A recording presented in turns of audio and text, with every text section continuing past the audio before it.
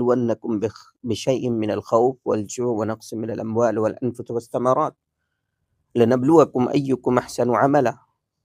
ہم میں سے ہم ہیں ہی اس دنیا میں، یہ زندگی اللہ تعالیٰ نے بنائی اس لیے ہے کہ اللہ تبارک و تعالیٰ دیکھے کہ کون کیسا عمل کر رہا ہے، کون بہتر عمل کر رہا ہے۔ جب تکلیف و پریشانی آتی ہے تو میرا کیا عالم ہوتا ہے،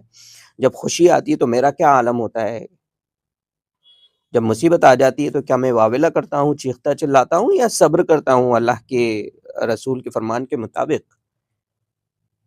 اور جب خوشی ملتی ہے، جب کوئی نعمت ملتی ہے تو کیا میں اللہ کا شکر ادا کرتا ہوں اللہ کے رسول کے فرمان کے مطابق؟ جو شکر کرنے کا حق ہے، کیا اس طریقے کا میں شکر کرتا ہوں اگر کوئی نعمت مجھے مل جاتی؟ تو یہ تمام تر چیزوں سے ایک انسان گزرے گا، ایک انسان اس میں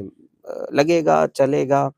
وہ گزرے گا اس پروسیس سے، اور پھر وہ آخرت میں جائے گا، پھر یہاں سے اس کا حساب کتاب وغیرہ وغیرہ جو بھی ہم نے کیا ہے،